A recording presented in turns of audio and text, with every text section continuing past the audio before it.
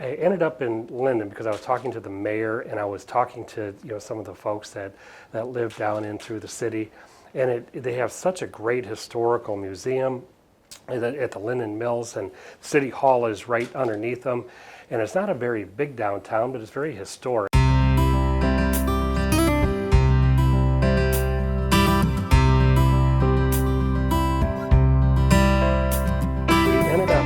Meeting with with the curators of the museum.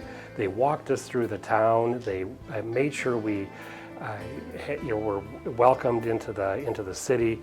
We talked about some of the history of Linden, and I think one of the things that was really interesting to me was the story about the three brothers, the Beach brothers, and they started the buggy machine.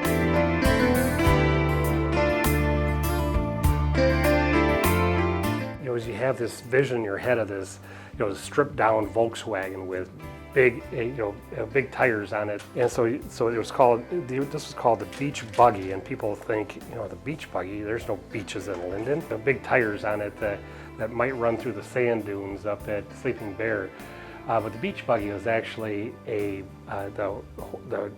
carriage that was pulled by a horse, and if you think about the Surrey with a fringe on top. You imagine this buggy pulled by a horse with a top, just beautiful gold fringe, kind of like the braid on the end of the flag. This company was bought out by Durant, and then eventually became General Motors. So it was easy to begin talking about Linden because of its rich history in the automotive sector.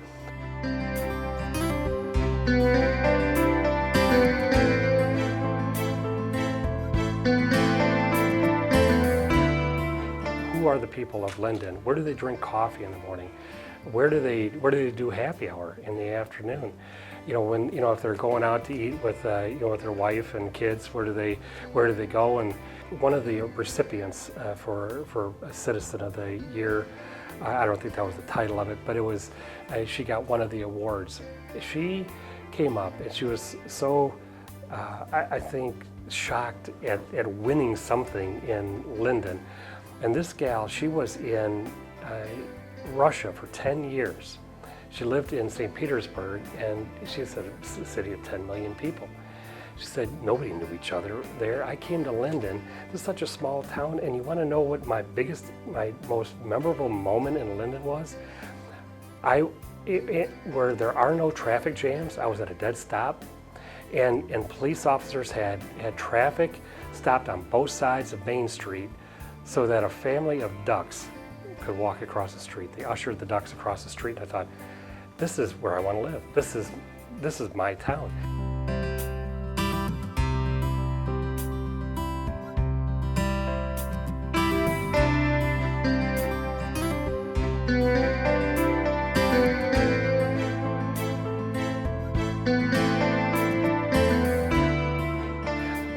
Any town that stops traffic to get a family of ducks across Main Street is a place where I want to live. It's a small town with a very quaint downtown.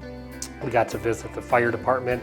The volunteer fighters are very active in Linden, and I mean they're so wrapped up into their downtown.